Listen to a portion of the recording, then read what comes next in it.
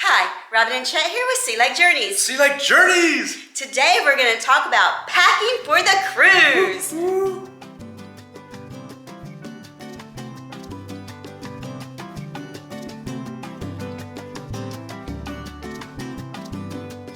Important thing about packing is making sure that you have good quality luggage.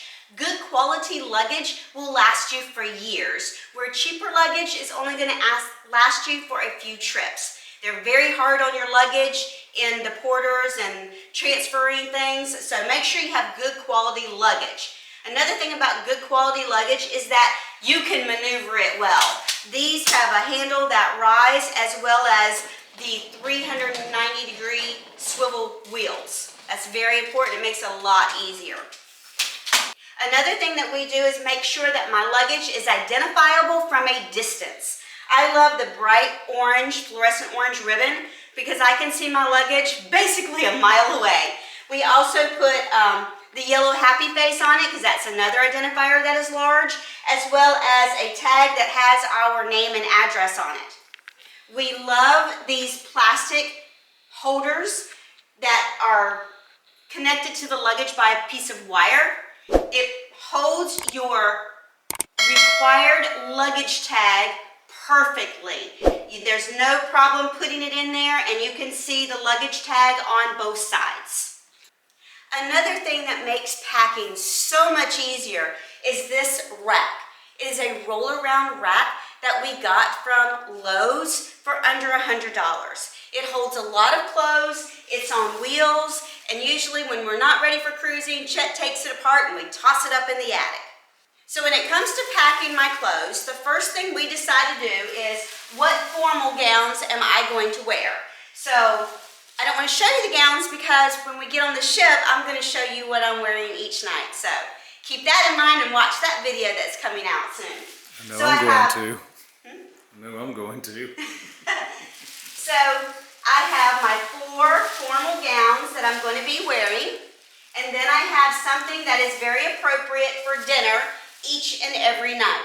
This is a 14-day cruise, therefore I have 4 formals and 10 other outfits that is appropriate for dining in the dining room, the steakhouse, or the chef's table. And then I have my clothes that I'm going to wear on a regular basis. And of course, we cannot forget that Sea Lake Journey t-shirt. Then on the other side of the rack, as you can see, this rack is very easy to maneuver. Is Chet's side of the rack. So we have his ties, his suits and tuxedos that he's going to be wearing, his evening wear that he's wearing in the dining room or the steakhouse, chef's table, the clothes that he's going to be wearing during the day, as well as his Sea Lake Journeys t-shirts. Yay! Then we just set up a plain old folding table, and this is where we decide shorts and bathing suits and that type of thing, and everything is organized as an outfit that's going to be worn for that day. When I pack, I'll pack the t-shirts with the shorts that are going to be worn for that day, and everything is organized and in order of the days that we're going to wear it. And of course, we have our special gift for our room steward, as well as his cash tip. Another few tips for packing. I don't pack all of Chet's clothes in one suitcase and all of my clothes in another suitcase. If his luggage is lost, he has no clothes, but I do.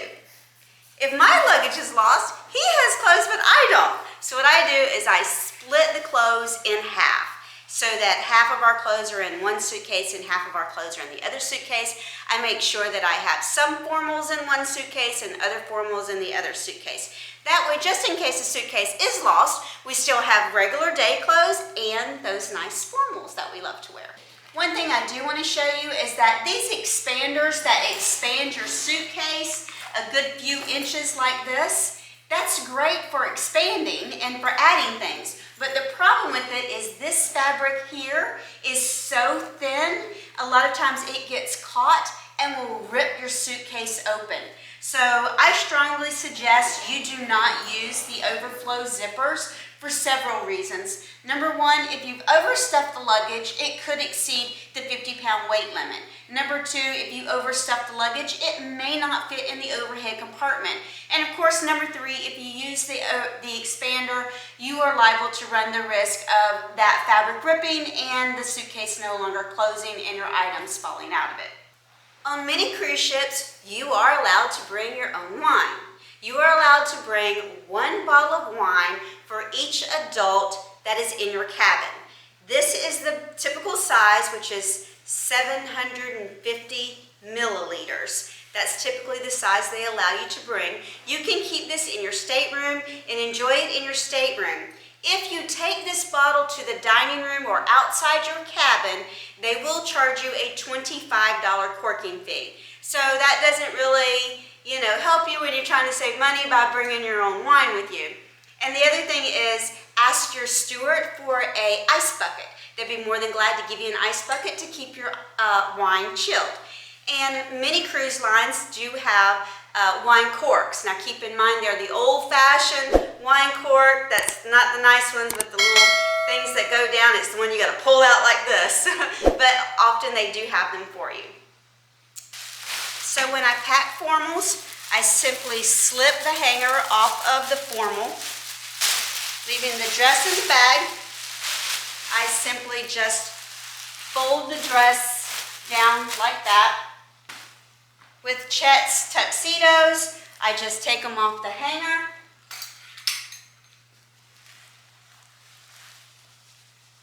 I fold it in half, lay it down, and I always layer clothes in flat layers. Formals always go on the bottom, and many times I will line my suitcase with a clean garbage bag. That way, if anything has leaked out of someone else's luggage, my clothes are going to be protected. In this case, I have the garment bag in the bottom with the formal, so I won't necessarily put a garbage bag in the bottom of this one. But as the suitcase is full, I'll take a clean garbage bag and cover the top of it, and then I'll close the suitcase up. So don't forget, take your wine or whatever beverages you're taking with you and put them in your carry-on. Don't put them in your big suitcase. They will be confiscated if you put them in the big suitcase. That's it, at the very least. If they did sneak by, we've seen this happen, somebody's busted inside the suitcase and got all of her clothes and then went to the next suitcase. That's what she's talking about, having the garbage bags over your clothes. Because, you want to protect your clothes from other people's errors. Guys, the best tip, I have a tip here just for the guys, okay, ladies? You don't need to worry about this part. This is for the guys, okay, guys? If you're listening, here's what you need to do. Let your wife do the packing, all right? Let your wife do the packing. That's one of the 10 reasons why I had to get married, because I needed someone who could pack for me on a cruise. Tip number 2 for the guys. Right when you think you've got too much stuff and there ain't no way it's going to fit in that suitcase, that's when you resort to tip number 1. Your wife, she can pack 10 pounds of junk into a 3-pound suitcase. So recently we got off of the Carnival Liberty, and they always have a table outside the port where you can retrieve the things that they confiscated from your luggage or from your stateroom. I have never seen so many extension cords in my life as I saw last week on the Carnival Liberty. Anything like this, sergers or any type of extra extension cord, they will take it. There was, of course, the typical, I did see one steamer on the table, but these were in great supply on the table to be retrieved. We suggest a USB charger such as this one. It has a regular plug, you plug it into the wall, but on this one you can plug in 3 separate devices. And anything that has a USB plug to it, you can charge with this. The phones, the camera, your iPad, anything like that. So don't think that you have to have an extension cord, because we do know that there are not that many places to plug things in the room. We do suggest that you buy things such as this, as opposed to the things that are going to get confiscated. Well, we hope you've learned a thing or two about packing for a long cruise. I know I have. Our next packing video will be when we're packing for Alaska next year.